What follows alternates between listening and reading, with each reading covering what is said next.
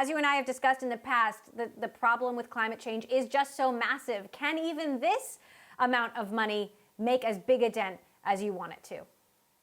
Well, it's a good down payment, and I think it's an important first step in saying, last year the governor came out really clearly and said we need to move away from the internal combustion engine by 2035, and that really takes a lot of investment, and we're part of that puzzle, part of that picture. And so we put $3.2 billion into just the EV market, really looking at some heavy duty sectors.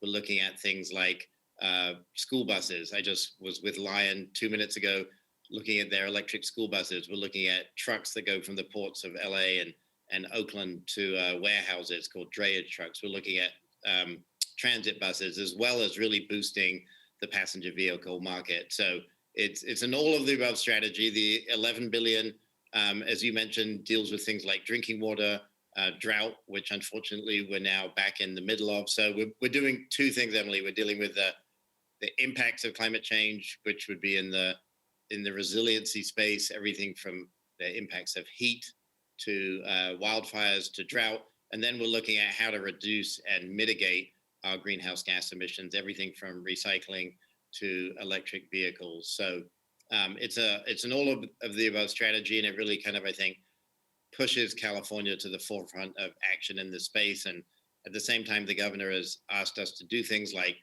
look at setting a date to end oil extraction in California.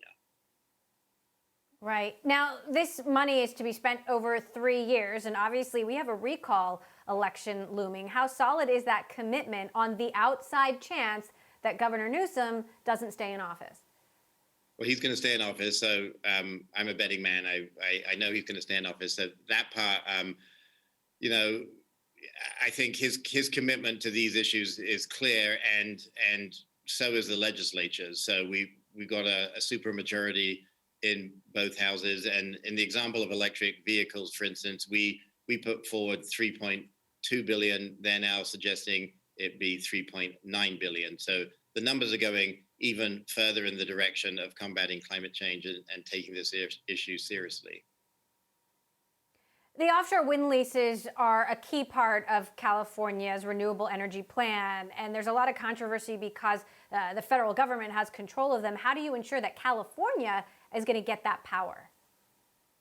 So it's been a 4-year fight with the last administration, and often people feel like administrations don't make a difference. It's very clear in the climate space, equity space, that the Biden administration is making a huge and rampant difference. And one of those is in the Department of Interior. Secretary Haaland basically told folks, we need to really ramp up offshore wind. And so there were some issues with the Department of Defense around where exercises could take place.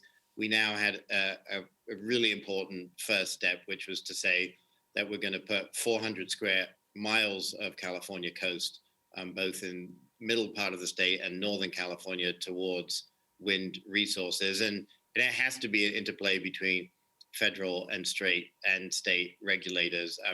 The offshore wind part is in federal waters, but in order to get the cables, the power onshore and the transmission, in order to make the upgrades at the port so that we can get the wind turbines, all those things have to be interplay between the state and federal government. And at the moment, it's going incredibly well. The governor's goal to eliminate gas-powered cars completely is an ambitious one. I mean, how optimistic are you that will happen and on deadline?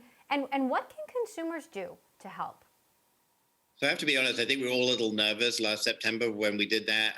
But fast forward to now, where you have Mary Barra from GM saying that they will be all electric by 2035. You have Bill Ford and others with the president driving the Lightning F-150 and numerous countries that have now overtaken California in our ambition to move away from internal combustion engines towards zero emission by 2035. So what seemed fairly audacious and maybe beyond the stretch is now something that others are competing, and it's a great competition.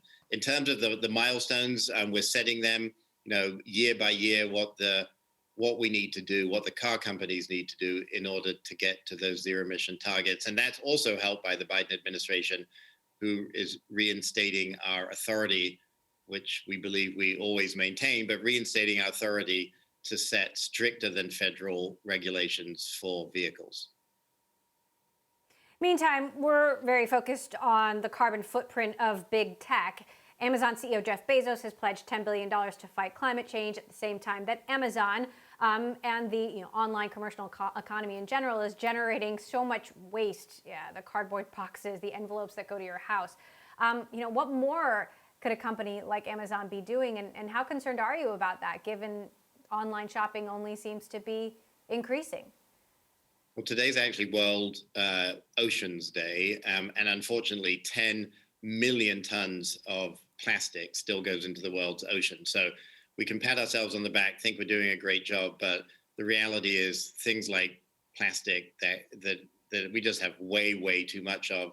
And you see the oil companies moving from transportation fuels using gasoline, petroleum, to plastics industry. And so we really want to make sure that we're not replacing one problem with another. And you're completely right. The cardboard box proliferation is a little bit insane.